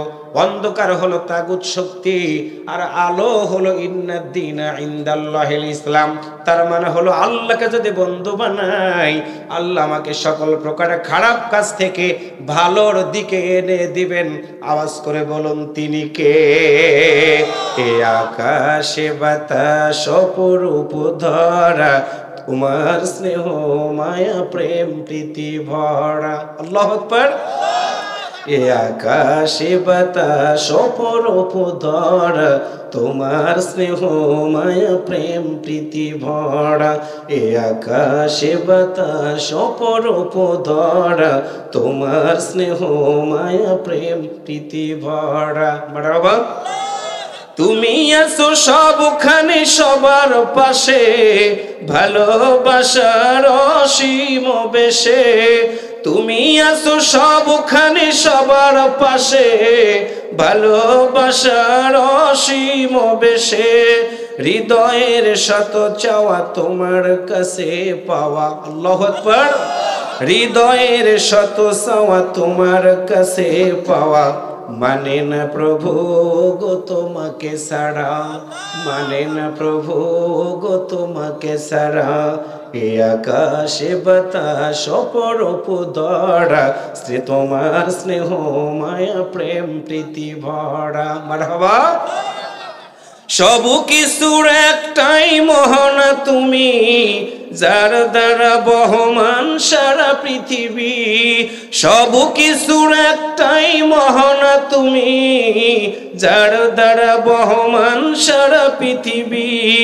অমিয় সুধা হেতা তোমার যত কথা, অমিয় সুধা হেতা তোমার যত কথা, সবখানে তোমার করুণা ঘেরা। এ আকাশে বাতাস অপরূপ ধরা, তোমার স্নেহ মায়া প্রেম প্রীতি ভরা। মারহাবা। তোমার স্নেহ মায়া প্রেম প্রীতি ভরা। এ আকাশে বাতাস অপরূপ ধরা, তোমার স্নেহ মায়া প্রেম প্রীতি ভরা। ইন্নাল্লাযীনা ইয়াখশাউনা রাব্বাহুম বিল গায়বি লাহুম মাগফিরাতুন ওয়া আজরুন কাবীর। আর একটু জোরে বলুন আল্লাহু আকবার। আমার দিনী ভাইরা, লম্বা করব না, আজকে প্রথম রাত, আর কয়েক মিনিট কথা বলে আলোচনা আমি শেষের দিকে নিয়ে যাব, বুঝবেন ভালো করে। এবার একটু আওয়াজ করে বলুন তো, যতদিন বাঁচবো আমরা ভয় করব কাকে? আর একটু জোরে বলেন কাকে? আল্লাহর বান্দার, আল্লাহকে যদি আমরা ভয় করি রে ভাই, আল্লাহ কথা দিয়েছেন আমাদেরকে জান্নাতের মেহমান বানায় দিয়ে দিবি। আমার মা বোনেরা শুনবেন ভালো করে, যুবকেরা তরুণেরা, তোমাদের পায়ে ধরে আজকে জানায়া দিয়ে গেলাম, জানি না কার জীবনের জন্য হয়ে যাবে আজকের শেষ মাহফিল। কখন মনে হয় আপনাদের এই নওপাড়া মডেল মসজিদ থেকে ঘোষণা হয়ে যাবে, অমুক ব্যক্তিটা আজকে দুনিয়া থেকে বিদায় হয়ে গেছে রে। আল্লাহর বান্দারা, মিরপুর বাজারে যাওয়া হবে, পুরুষ যদি হয় 3টা কাপড়ের কাপড় কেনা হবে, মেয়ে যদি হয় 5টা কাপড়ের কাপড় কেনা হবে। এবার একটু মুসলমানের মতো আওয়াজ করে বলুন তো, কাপড়ের কাপড়ের রংটা কেমন? যারা কথা বলেন নাই তারা মনে হয় মরবেন না। আওয়াজ করে বলুন তো, কাপড়ের কাপড়ের রংটা হবে কেমন? আমার দিনী ভাইরা, মা বোনেরা, যুবকেরা, পায়ে ধরে তাফসীর শোনাই দিয়ে গেলাম। মরে যাওয়ার পর শুনে রাখো, তোমার কবর জীবনটা কত কষ্টময় হবে। ইসলামী শিক্ষায় তোমার যদি সন্তানটা বানাও কি লাভ? হাদিস থেকে শোনায় দিয়ে দিব রে ভাই, মানুষ মরে যাওয়ার পরে নিজের সব আমল করার দরজাটা বন্ধ হয়ে যায়, সব আমল করার দরজা বন্ধ হয়ে যায়। মানুষ মরে যাওয়ার পরে আত্মীয়স্বজন বাড়িতে আসে রে, একটা নজর মুখ দেখে। মানুষ যদি নেক আমল করা ব্যক্তি হয়, যত কালোই হোক না কেন, দেখবেন মানুষ মরে যাওয়ার পরে চেহারাটা হলুদ বর্ণ হয়ে গেছে। হলুদ বর্ণ চেহারা প্রমাণ করে ওই লোকটাকে আল্লাহ তাআলা মাফ করে দিয়েছেন। সুবহানাল্লাহ বলেন। আমার দিনী ভাইরা, আজরাইল এসে যাবে রে, রূহটা কবজ করে নেওয়ার পরে মানুষটাকে যখন খাটের উপরে রাখা হয়, খাট থেকে নামায়া গোসল করানোর জন্য যখন ঠান্ডা পানির ভিতরে গরম পানি মিক্স করা হয়, খাটের উপরে আবার উঠায়া কাপড়ের কাপড় পরানোর আগে কালো কাপড় দিয়ে লাশটাকে চতুর্দিকে মাটির জায়গাগুলো ঢেকে দেওয়া হয়। গোসলকারীরা পানি নেয় আমার ভাইয়েরা, হাতের সাথে তুলা নিয়ে মৃত ব্যক্তিকে গোসল করানোর প্রস্তুতি যখনই নেয়, কিতাবের ভিতরে পড়লাম, চোখে পানি ধরে রাখতে পারলাম না। মানুষ যদি এই খাটের উপরে মারা যায়, এমন কোন দুনিয়ার মানুষ নাই মৃত ব্যক্তিকে লাশ কিন্তু খাটের উপরে রাখবে না। খাট থেকে লাশ নামায়া এইরকম পুরাতন পাটি পেরে মানুষটাকে উত্তর দিকে মাথা দিয়ে শোয়ায় দেওয়া হয়। তোমারই সন্তান, তোমারই বিবি, তোমারই ইমাম, তোমারই বক্তা মাথার নিচে কিন্তু বালিশটা পর্যন্ত দেয় না, বালিশটা পর্যন্ত মাথার নিচ থেকে সরায় দিয়ে দেওয়া হয়। আল্লাহর বান্দার হৃদয়টা নরম করে দাও। খাট থেকে নামায়া যখন মাটির উপরে শোয়া দেওয়া হয়, মৃত ব্যক্তি তখন বিবিকে ডাক দিয়ে বলে, ও বিবি রে, কত রাত তোমার সাথে আমি কাটাইছি রে, কি হয়ে গেল? আমার মাথার নিচ থেকে বালিশটা কেমনে সরাই দিলে? তুমি কি একটা বারের জন্য নিষেধ করতে পারলা না? কোনো কথা শুনবো না আমরা। সন্তান বাবার মুখের দিকে তাকায়া ফ্যাল করে তাকে, সঙ্গে সঙ্গে দরদের বাবা সন্তানের দিকে তাকায়া বলে, আব্বু রে, তুমি তো আমার আদরের সন্তান। আব্বু রে, তোমার মতো সন্তানটাকে আমি বুকের উপরে কত রাত ঘুম পাড়াইছি রে বাবা, আমার বুকটা আজকে খালি হয়ে গেল। মানুষগুলো আমাকে একটা নজর দেখার জন্য আসতেছে, পায়ে ধরে বলি রে, তোমরা কি আমার জন্য কি একটু দোয়া করবা না? দোয়া করবা না? কোনো কথা আমরা শুনি না। ঘর থেকে লাশ বের করে দিয়া ঠান্ডা পানি গরম করে যখন গোসল করানোর জন্য নিয়ে যাওয়া হয়, আমার ভাইরা গোসলকারীদের দিকে লক্ষ্য করে মৃত ব্যক্তি চিৎকার করে করে ডাক দেয়, বলে, গোসলকারীরা আমার সন্তানদের মতো হয়ে যেও না, আমার স্ত্রীর মতো হয়ে যেও না। আমার বিবি আমার এই ঘর থেকে বের করে দিল, আমার সন্তানগুলো আমার আপন রাখলো না, খাট থেকে নামায় দিল। তোমাদের কাছে একটা কথা, তুমি কি দেখো না আমার গায়ে কোনো দামি কোনো কাপড় নাই, সব খুলে রেখে দিয়েছে আমার ছেলেরা। পায়ে ধরে বলে, গোসলকারীরা, পানিটা কত গরম জানি না, আমার গায়ে কোনো কাপড় নাই, গরম পানি যদি জোরে ঢালো আমার এই চামড়ার শরীরটা ফসকা পড়ে যাবে, আমি পারবো না তো গরম পানি সইতে। আস্তে আস্তে করে আমার শরীরে গরম পানিটা ঢালবা।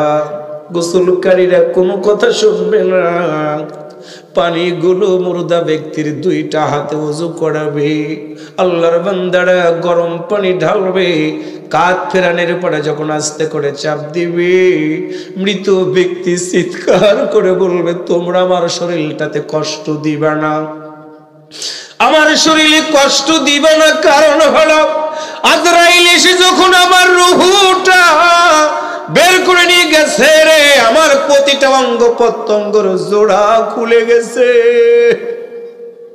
আমার গোটা বডি ব্যথা। তোমাদের পায়ে ধরে বলি রে, আমার গায়ে তোমরা চাপাচাপি করো না। গোসল শেষ করার পর এই ময়দানে আনা হবে লাশ, কাপড়ের কাপড় বিছায় দেওয়া হবে। কাপড়ের কাপড় পরানোর পরে আতর গোলাপ সুরমা চন্দন লাগায়া ইমামকে বলা হবে, ইমাম জানাজা নামাজ পড়াও। ইমাম জানাজা নামাজের জন্য দাঁড়ায় যাবে। আল্লাহর বান্দার, তোমার মতো মানুষটাকে লাশ বানায় রেখে দেওয়া হয়েছে, ইমাম তোমার বুক বরাবর সামনে গিয়ে দাঁড়ায় যাবে। জানাজার নামাজের মানুষগুলো এক কাতারে সারিবদ্ধ হয়ে দাঁড়াবে, তারা সবাই বলবে তাকবীর বলো। এইখানেই তোমাদের কাছে জানাই দিয়ে গেলাম, মাদ্রাসা শিক্ষার কত দাম। আমি রাকিবুল কত মানুষের জানাজা নামাজের ইমামতি করেছি রে, সব জানাজা আমার চোখ দিয়ে পানি আসে নাই। কিন্তু আমি যেদিন আমার বাবার জানাজা নামাজে দাঁড়ায় গেলাম, আল্লাহর কসম করে বলি, আমার বুকটা মনে হয় ফেটে গেল। না, আমি আমার বাবাকে জানাজা নামাজ পড়াইলে বাবা আর থাকবে না। সবাই জোর করে আমার বাবাকে কবরের ভিতরে রেখে দিবে। না, আমি জানাজা নামাজ পড়াইতে পারবো না। তাকবীর দিলাম, আল্লাহু আকবার। বাবার সব কথা আমার মনে হয়ে গেল। আমি স্কুলে যাই, কলেজে যাই, ইউনিভার্সিটিতে যাই, আমার গাড়ি আসে, আমার বাবা আমার বাসার গেটটা খুলে দেয়। আমার গাড়ি আসবে রে, কিন্তু আমার বাসার গেট খুলে কেউ আর দাঁড়াবে না। আমার সব কথা মনে হয়ে গেল, চোখ বেয়ে বেয়ে পানিগুলো গড়িয়ে গড়িয়ে পড়ে। ও নৌপাড়ার ভাইয়েরা পায়ে ধরে বলে গেলাম, তোমার সন্তানটাকে আলেম বানাও, ইমাম ভাড়া করা লাগবে না। তোমার সন্তান যখন জানাজা নামাজের জন্য দাঁড়াবে, তোমার সন্তানও পারবে না ঠিক থাকতে। চারটা তাকবীর হয়ে গেল। জানাজা নামাজ পড়ানোর পর লাশ চারজন কাঁধে করে নিয়ে কবরের দিকে রওনা করবে। শুনে রাখো, তোমার সন্তানও তোমার মতো বাবার লাশটা ধরবে রে। ডান পা ফেলবে, বাম পা ফেলবে, সন্তানের চোখ ভেজা, কলিজাটা ভেজা। সন্তানের সব কথা মনে হবে। আল্লাহ হাফেজ হওয়ার সময় এই মাদ্রাসাতে আমার বাবা দিয়েছিল। আমার আব্বা কষ্ট করে কামলা বিক্রি করে করে আমার মতো সন্তানটাকে এত বড় বানাইল। ঈদের আগে নতুন পাঞ্জাবি কিনে এনে আমার বাবা আমার গায়ে পাঞ্জাবি দিল। নতুন পাঞ্জাবি গায়ে দামি ঈদের নামাজ পড়তে যাই, কিন্তু আমার বাবার গায়ে সেরা পাঞ্জাবি। আব্বারে হাফেজে কোরআন ডাক দে বলে, বাবা আমার গায়ে নতুন পাঞ্জাবি, তোমার গায়ে কেন নতুন জামা নাই? জামা নাই। হাফেজে কোরআনের বাবা সন্তানটাকে বুকের সাথে জড়িয়ে ধরে বলে, আব্বুরে তুমি হাফেজে হবা, তুমি আলেম হবা, আমি মরে যাওয়ার পরে তুমি আমার জানাজার ইমামতি করবা। আব্বুরে তুমি ঈদের দিনে নতুন জামা পরে হেঁটে যাও, আমি যে সুইটা চোখ দিয়ে দেখি, তোমার এই হাঁটার দৃশ্যটা দেখলে আমি বাবার কলিজাটা ঠান্ডা হয়ে যায়। একটু আল্লাহু আকবার বলেন। সন্তানের সব কথা মনে হয়ে যাবে, আর চিৎকার করে করে কাঁদবে। লাশ কবরে নামানোর সময় হাফেজে কোরআন কবরের ভিতরে নেমে যাবে। সন্তান কোলে নেওয়ার মতো করে এইরকম দুইটা হাত পাতবে। আল্লাহর বান্দারা খাটের সিটকিরি খুলে দেওয়ার পর হাফেজে কোরআন তোমার যদি সন্তান হয়, দুইটা হাত দিয়ে বাবার লাশটা নিয়ে প্রথমে বুকের সাথে জড়ায়া ধরবে। আল্লাহু আকবার। হাফেজে কোরআন লাশটাকে বুকের সাথে জড়িয়ে ধরে বলবে, আব্বুরে তুমি ছোট্ট সময় আমারে বুকে রেখে দিয়েছো বাবা, আজকে তোমাকে এমন জায়গায় রেখে দিয়ে যাব। আব্বু তুমি তো আমারে ফ্যান কিনে দিয়েছো, গরম যেন আমার গায়ে না লাগে। আব্বুরে তুমি আমারে জামা কিনে দিয়েছো, আব্বুরে তুমি আমারে জ্যাকেট কিনে দিয়েছো, আমার গায়ে যেন শীত না লাগে। কিন্তু আব্বু আমি তোমার সেই সন্তান তোমার কবরে রেখে দিয়ে গেলাম, তুমি কি দেখলা না তোমার কবর গরম হবে? আমি কোনো পাঘাও তোমার কবরে দিলাম না, তোমার কবরে ঠান্ডা লাগবে। আব্বু রে তোমার বিছানায় আমি লেপ দিলাম না, তোষক দিলাম না, মাটির ঘরে তোমার মতো বাবাকে রেখে দিয়ে যাব পারবো না। হাফেজে কোরআনের চোখ বেবে পানিগুলো গড়িয়ে গড়িয়ে পড়বে।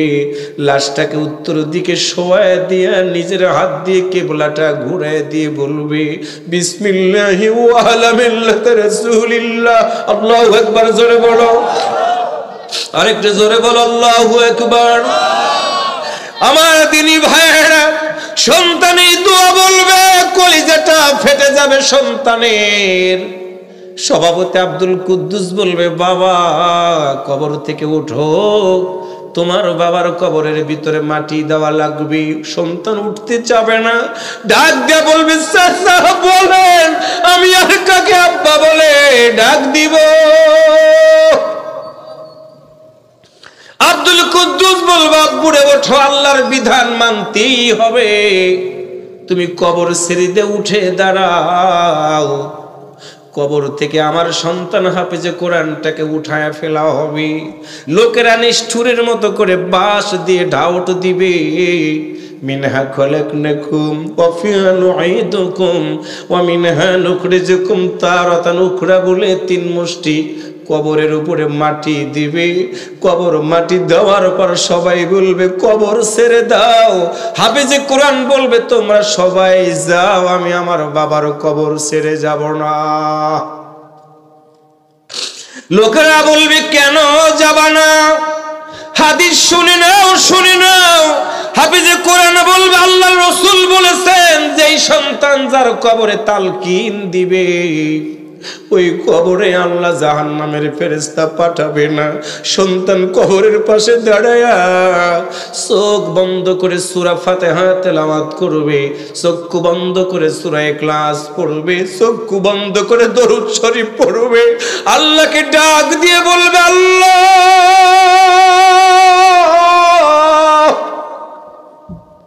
এই কবরস্থানের ভিতরে বাঘ, সিংহ, হরিণ, ইঁদুর, শৃগাল কত প্রাণী আছে,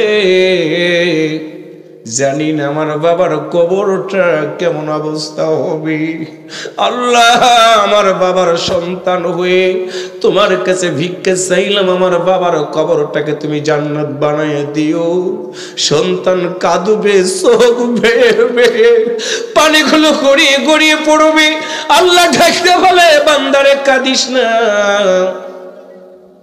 তুমি যখন তোমার বাবার কথা মনে করে, মায়ের কথা মনে করে আমি আল্লাহর কাছে দোয়া করেছে রে, সন্তান আপন গতিতে বলবে রব্বির হামহুমা কামা রব্বায়ানি সগীরা।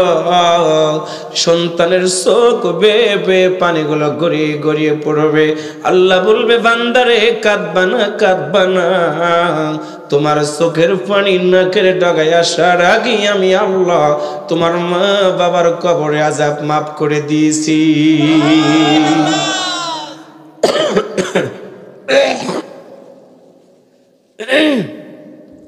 আমার দিনী ভাইরা, এই জন্য আমি আপনাদের কাছে পায়ে ধরে জানাই দিয়ে গেলাম যতদিন বাঁচব আওয়াজ করে বলুন তো আমরা ভয় করব কাকে? হৃদয় থেকে বলুন কাকে? আপনার রাতের অন্ধকারে গুনাহ করবেন, কেউ দেখবে না, একজনই দেখেন, সবাই জবান খুলে বলুন তিনি কে? আল্লাহ বলবেন ইকরা কিতাবাকা কাফা বিনাফসিকা ইয়াউমা আলাইকা হাসিবা। বান্দারে দুনিয়ার জীবন শেষ করে কবরের জীবনে এসে গেছে, আমি আল্লাহ আজকে বিচার করব তোমার আমলনামা দেখে। কোর্টে দাঁড়াবেন ম্যাজিস্ট্রেটের সামনে, আল্লাহর বান্দারা পুলিশ ভাইরা অনেক মিথ্যা মামলা দিয়ে, পুলিশ ভাইরা অনেক মিথ্যা মামলা দিয়ে নিরপরাধ মানুষদেরকে অনেক শাস্তি দিয়েছে। কথা বলেন ঠিক না ভাইরা? পায়ে ধরে বলে গেলাম মিথ্যা সাক্ষ্য যারা দিয়েছেন তারাও সেদিন আটকিয়ে যাবেন, মিথ্যা মামলা যারা করেছেন তারাও আটকিয়ে যাবেন, মিথ্যা যারা রায় দিয়েছেন তারাও আটকায় যাবেন। কারণ হলো দুনিয়াতে টাকার জন্য রায় দিয়েছেন, টাকার জন্য মিথ্যা মামলা করেছেন। কবরের জগতে টাকা যাবে না, বাড়ি যাবে না, গাড়ি যাবে না, ক্ষমতাও যাবে না। কবরের জগতে যাবে দুইটা জিনিস, আল্লাহ নিজেও বলে দিলেন ইন্নাল্লাযীনা আমানু ওয়া আমিলুস সালিহাতি লাহুম জান্নাতুন তাজরি মিন তাহতিহাল আনহার যালিকাল ফাওজুল কাবীর। ওয়া আমিলুস সালিহাত, ভালো কাজ। নওপাড়ার ভাইয়েরা পায়ে ধরে বলে গেলাম জীবন একদিন থাকবে না, এই জীবন একদিন রক্তগুলো ভাটা পড়বে। এক সময় 3 তলা 5 তলা সিঁড়ি বেয়ে দৌড়াইয়েছেন, এখন একটা মসজিদের সিঁড়ি অতিক্রম করাও কিন্তু কষ্ট হয়ে যায়। তার মানে হলো উত্থান যত হবে ভাটাও তত হবে, আসার সিরিয়াল আছে, যাওয়ার কিন্তু সিরিয়াল নাই। এই জন্য পায়ে ধরে বলে গেলাম আমরা মরে যাওয়ার পরে আল্লাহর যদি জান্নাত পেতে চাই রে ভাই, আজকের তাফসীর থেকে একটাই সিদ্ধান্ত, আওয়াজ করে বলুন তো আমরা ভয় করব কাকে? অনেক মানুষ আমাদেরকে ভয় দেখায় না, না শয়তানের কাছে মুসলমানেরা মাথা নত করতে পারে না। আওয়াজ করে বলুন তো মুসলমানেরা মাথা নত করবে কার কাছে? সামি'না ওয়া আতানা, মুসলমানরা আল্লাহর কথা শুনবে, সঙ্গে সঙ্গে মেনে নিবে। ইন্নী ওয়াজ্জাহতু ওয়াজহিয়া লিল্লাযী ফাতারাস সামাওয়াতি ওয়াল আরদা হানিফাও ওয়া মা আনা মিনাল মুশরিকিন। ইন্না সালাতি ওয়া নুসুকি ওয়া মাহইয়ায়া ওয়া মামাতি লিল্লাহি রাব্বিল আলামিন। আল্লাহু আকবার বলেন। আমার দিনী ভাইরা, শেষের দিকে চলে এসেছি। একদিকে আপনার সন্তান আলেম হয়ে গেলে আপনার লাশ কাঁধে নিবে, কবরের ভিতরে সুন্দর করে নামাবে, শুধু এতটুকুই কিন্তু শেষ না। আমার আলোচনার শেষ একটা কথা, লাহুম মাগফিরাত, আল্লাহ তাআলা ক্ষমা করে দিবে তাদেরকে যারা আল্লাহকে ভয় করে। ভয় না করলে আল্লাহ ক্ষমা করবে না। আল্লাহর একটা কথা বলেছেন, ওয়াজরুন কাবীর, আল্লাহ বলেছেন আমি মহা পুরস্কার হিসাবে তাদেরকে জান্নাত দিয়ে দিব। জান্নাতে যাওয়ার সময় হয়ে গেল, এইরকম হাফেজে কোরআনদেরকে আল্লাহ ডাক দিয়ে বলবে, বান্দারে আজকে আমি আল্লাহর সামনে তুমি কে কোরআন তেলাওয়াত করে শোনাবা না, শোনাবা না। আপনার সন্তান যদি আলেম হয়, হাফেজে কোরআন হয়, কিয়ামতের ময়দানে আল্লাহ বলবে, আলেম রে আজকে তুমি আমার সামনে কোরআন তেলাওয়াত করো। একটু আল্লাহু আকবার জোরে বলেন।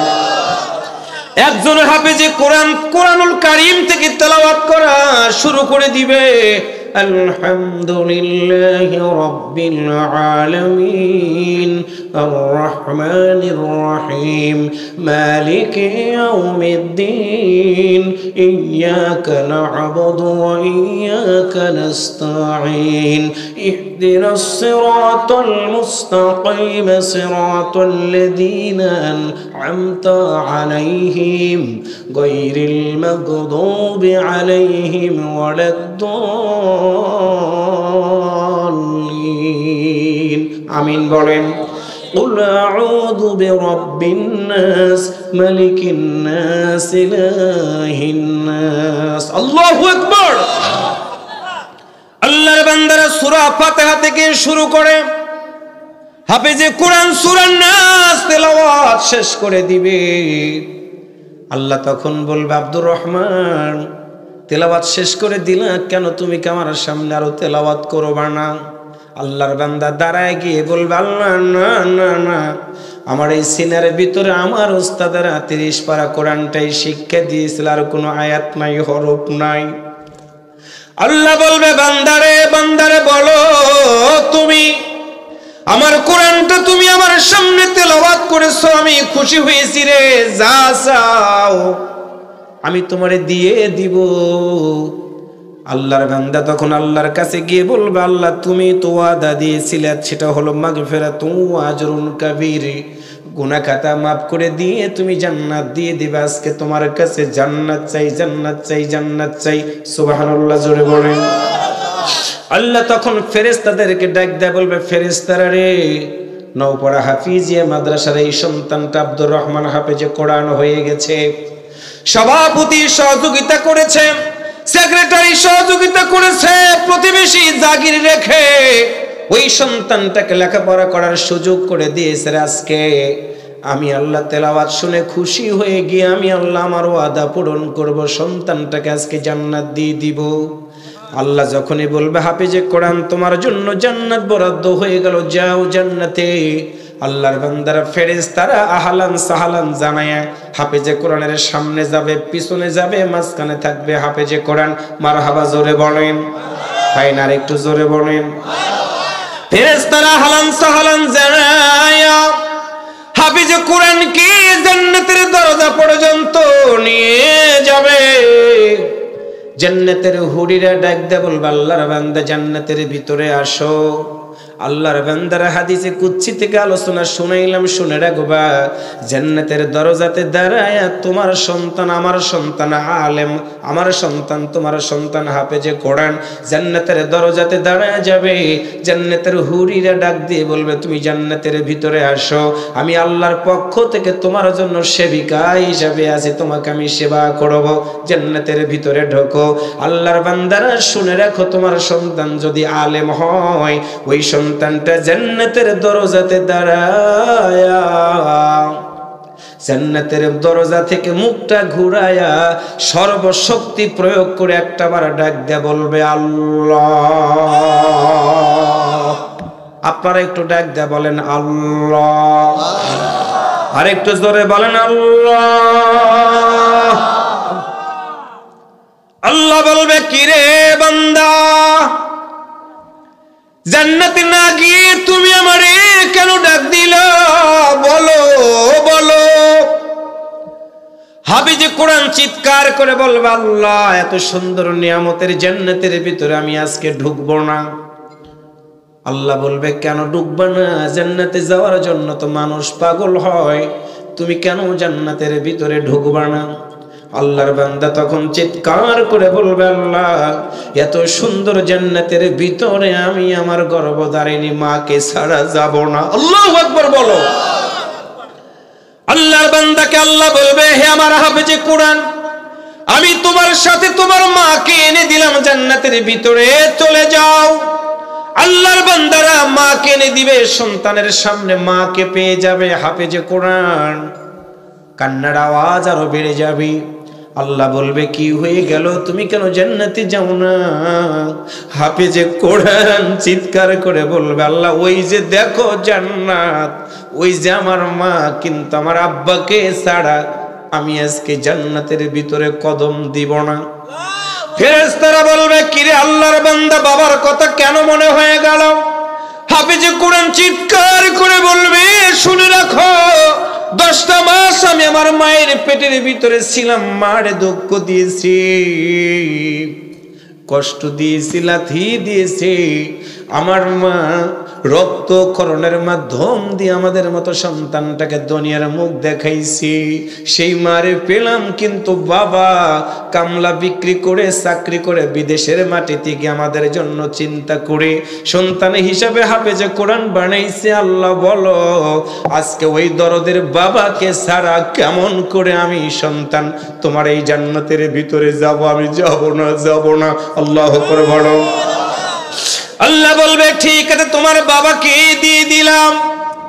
আল্লাহর বান্দার এইভাবে করে করে হাফেজে কোরআন 2টা বর্ণনা পেয়েছে। একটা হলো 1 থেকে 10 পর্যন্ত মা বাবা, দাদা দাদি, নানা নানি, শ্বশুর শাশুড়ি, স্ত্রী সহ 10 জন।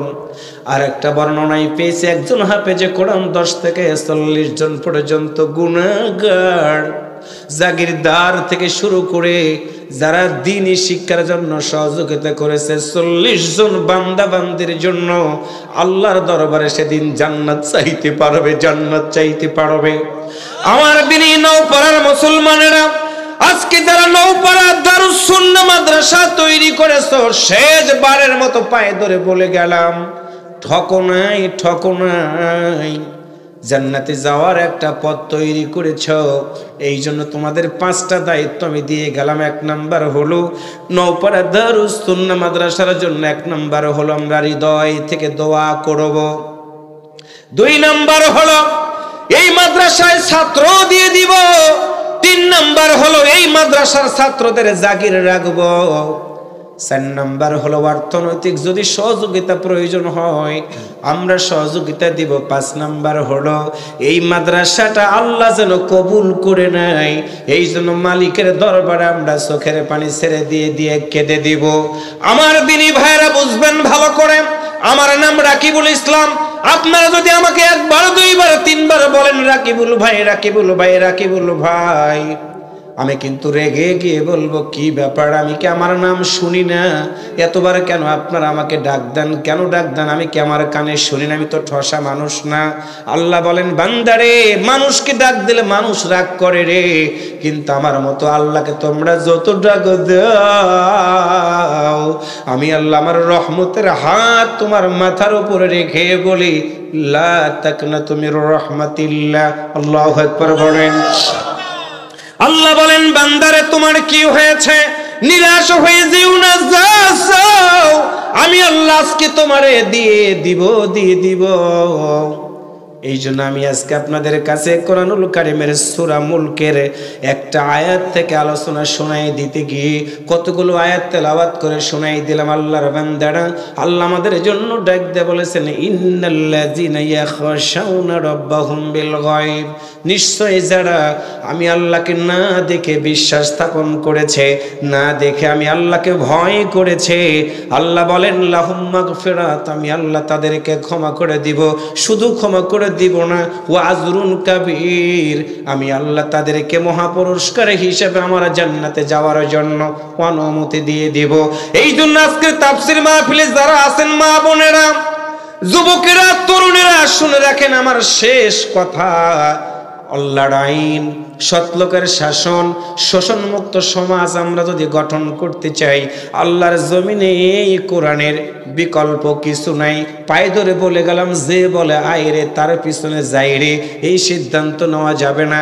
চোখ দিয়ে দেখা লাগবে, কান দিয়ে শোনা লাগবে, বিবেক দিয়ে সিদ্ধান্ত নিয়ে আমার স্বাক্ষর, আমার সাক্ষী ময়দানে প্রয়োগ করতে হবে। কারণ হলো আপনার একটা স্বাক্ষর কারণে কেউ জান্নাতি কাজ করবে, আপনার একটা স্বাক্ষরের কারণে কেউ বা জাহান্নামী কাজ করবে। এই জন্য পরিশেষে শেষ কথা, কাটা হেরি ক্ষান্ত কেন কমাও তুলিতে, দুঃখ বিনা সুখ লাভ হয় কি মহিতে। আমরা মুসলমান হয়েছে, দুঃখ পাবো, কষ্ট পাবো, কিন্তু কারোর সাথে আমরা আতাত করব না। 500 টাকার কাছে বিক্রিও হব না, 1000 টাকার কাছে বিক্রিও হব না। আমরা তো একজনের কাছে বিক্রি হয়ে গেছি রে। আওয়াজ করে বলুন তো, তিনি যেন কে? ইন্নাল্লাহ আশতারা মিনাল মুমিনিনা আনফুসাহুম বিআমওয়ালিহিমুল জান্নাহ। আল্লাহু আকবার বলো। আজকে আপনাদের কাছে এতটুকুই কথা বুঝাইতে চেষ্টা করেছি, যতদিন বাঁচবো ডানে বামে সামনে পিছনে চোখ রাঙ্গানির কাছে ইমানদারেরা মাথা নত করে না। চোখ রাঙ্গানির কাছে সবাই ভয় পাইতে পারে, ইমানদারেরা ভয় পায় না। কারণ ইমানদাররা যদি ইমান নিয়ে মরে যেতে পারে, আল্লাহর জান্নাতের মেহমান হয়ে যাবে। সুবহানাল্লাহ বলতে ইচ্ছা করে না? ও ভাই, দুনিয়াতে কয়েকদিনের সুখের আশা করতে গিয়ে যারা চুরি করে, ডাকাতি করে, রাহাজানি করে, খারাপ কাজ করে, দেখেন সাদের বাড়ি ছেড়ে কত মানুষ পলায়া পলায়া আছে, সাদের ঘর ছেড়ে কত মানুষ কত দূরে চলে আছে। পায়ে ধরে বলে যায় হালাল ইনকাম 10 টাকা করবেন, না খেয়ে থাকবেন, শান্তি পাবেন। কিন্তু হারাম পথে কোটি কোটি টাকা উপার্জন করে জীবন চালাবেন, আপনি শান্তি পাবেন না। কারণ আপনার হারাম টাকায় উপার্জনকৃত সম্পদের ভিতরে আপনার বিবি থাকবে, ছেলে থাকবে, মেয়ে থাকবে, সবাই থাকবে। কিয়ামতের ময়দানে ওরা আপনাকে দূর দূর করে তাড়িয়ে দিয়ে বলবে, আমি আমার স্বামীকে কোনোদিন খারাপ কাজ করতে বলি নাই। বাপ সন্তান বলবে, আমি আমার আব্বাকে আমি কোনোদিন হারাম পথ উপার্জন করতে বলি নাই। তাহলে আপনার সন্তান কিয়ামতের ময়দানে আপনার বিপক্ষে যাবে, আপনার স্ত্রী আপনার বিপক্ষে যাবে। তাহলে কেন আপনি স্ত্রীকে খুশি করার জন্য চুরি করেন? সন্তানদেরকে বিদেশে লেখাপড়া করাইতে গিয়ে আপনি কেন অন্যের সম্পদ হরণ করেন? জোর করে ফাইল আটকায় টাকা নেন। কথা বলেন ঠিক কিনা? ও ভাই, দুনিয়াতে বেঁচে থাকলে আপনার দাম, মরে গেলে আপনার 4 পয়সাও দাম নাই। একটা মোবাইল যদি নষ্ট হয়ে যায়, বিক্রি করতে যাবেন, পুরান মোবাইল 10 টাকা 20 টাকা দিয়ে হলেও মানুষ কিনবে। কিন্তু আমি রাকিবুল যদি মরে যাই, 5 টাকা দিয়েও কেউ আমার মতো লাশটাকে গ্রহণ করবে না। তাহলে দুনিয়াতে থাকতে যদি আপনার দাম থাকে, সেই দুনিয়াতে কোরআন বাদ দিয়ে কার দলে ছোটেন? যেই দলে কোরআন নাই তাদের সাথে মুসলমানদের সম্পর্ক নাই। কোরআন যাদের আছে, হাদিস যাদের আছে, আল্লাহর ভয় যাদের দিলের ভিতরে আছে, আমরা মুসলিম হিসাবে তাদের সাথেই থাকবো। এতে যদি মৃত্যু হয় হবে, জীবন দেওয়া লাগে জীবন দিব, জেলখানায় যাওয়া লাগে জেলখানা যাব, ফাঁসির মঞ্চে যাওয়া লাগলে ফাঁসির মঞ্চে যাব, কিন্তু আল্লাহ ছাড়া কাউকে আমরা ভয় করব না। এই কথাটা আমার না। আওয়াজ করে বলুন তো, এই কথাটা কার? আরো জোরে বলেন, কার?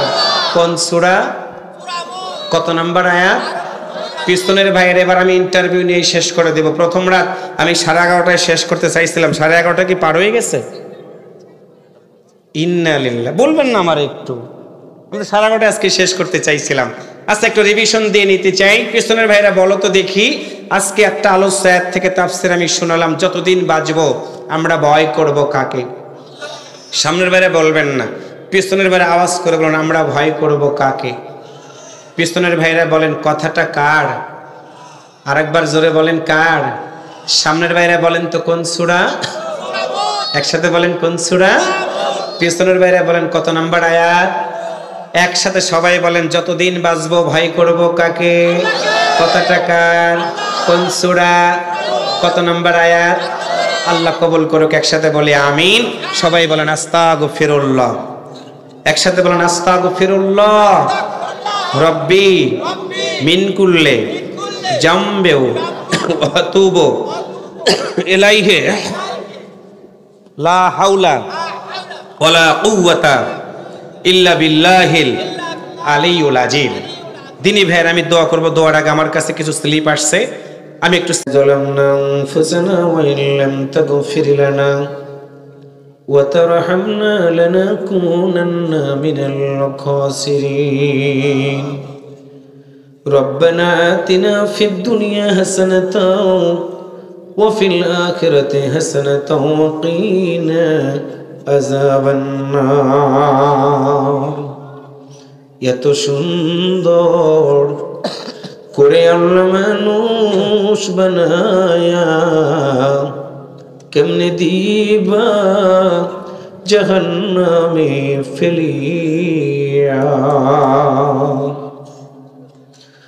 রব্বুল আলামিন কুষ্টিয়া জেলাধীন মিরপুর উপজেলার অন্তর্গত নওপাড়া দারুস সুন্নাহ মাদ্রাসার কমিটি কর্তৃক আয়োজিত 2 দিনব্যাপী তাফসীরুল কোরআন মাহফিলের আজকের এই প্রথম রজনীতে হাজার হাজার মুসলমান নর এবং নারীদেরকে নিয়ে তোমার শাহী দরবারে হাত তুলেছি।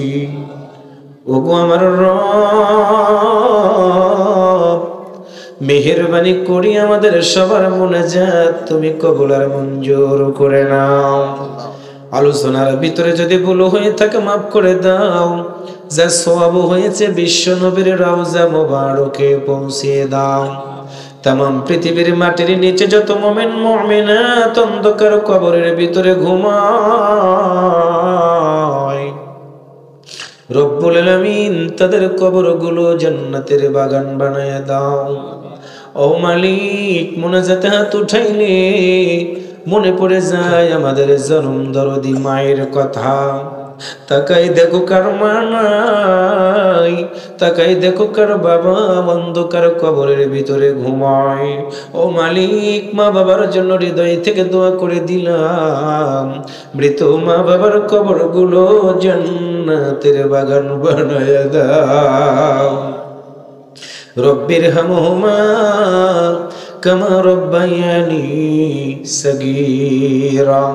আল্লাহ তাআলা পর্দার আড়ালে হাজার হাজার মা বোনেরা বসে বয়ান শুনলো, কষ্ট করে মা বোনেরা বসে আছে। মালিক, হৃদয় থেকে দোয়া করে দিলাম মা বোনদের মনের আশাগুলো তুমি পূরণ করে দাও। যেই সকল বোনেরা লেখাপড়া করে লেখাপড়া ভালো করার সুযোগ দাও। যেই সকল বোনদের ঘরে কোনো বাচ্চা দাও না, আল্লাহ একটা মেহমান দান করে দাও। যাদের বিয়ে হয়নি বিয়ের ব্যবস্থাটা করে দাও। আল্লাহ, মায়েরা বোনেরা অনেক কষ্ট করে স্বামীর বাড়িতে সংসার করে খায়, আল্লাহ তাদেরকে ধৈর্য ধারণ করার মতো তৌফিক দান করে দিও। মরে যেদিন যাবে জান্নাতের ভিতরে হযরত ফাতেমার সাথে থাকার সুযোগ করে দিও রে আল্লাহ। আজকের মাহফিলের সম্মানিত সভাপতি আব্দুল কুদ্দুস প্রামাণিককে আল্লাহ তুমি কবুল করে নাও। মাদ্রাসার উস্তাদদের কবুল করে নাও। ছাত্রদেরকে সিনা খুলে দাও। আল্লাহ, আমার সামনে যারা বসা হৃদয় থেকে দোয়া করে দিলাম, প্রতিটা মানুষকে নিষ্পাপ মাসুম বানায়া আমাদের যার যার বাড়ি পর্যন্ত পৌঁছার ব্যবস্থা করে দাও। ওগো আমার মালিক, আমি অসুস্থ, আল্লাহ তুমি তো বড় ডাক্তার, অনেক অসুস্থ তোমার বান্দা বান্দির এই ময়দানে বসাও।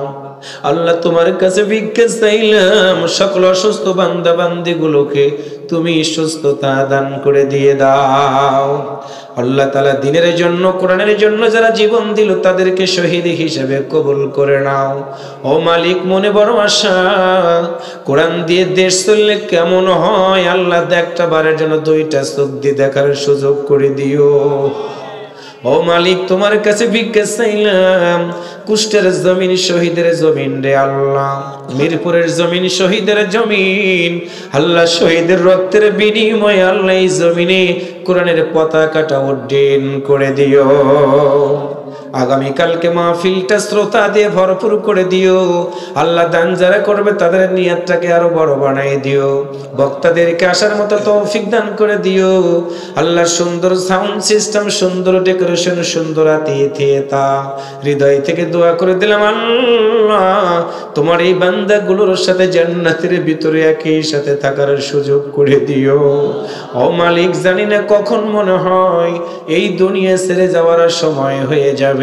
ওই বিপদের সময় আমাদের সবার জবান দিয়া ওই মধুর কালেমা পড়াই দিয়েন, লা ইলাহা ইল্লাল্লাহু মুহাম্মাদুর রাসূলুল্লাহ।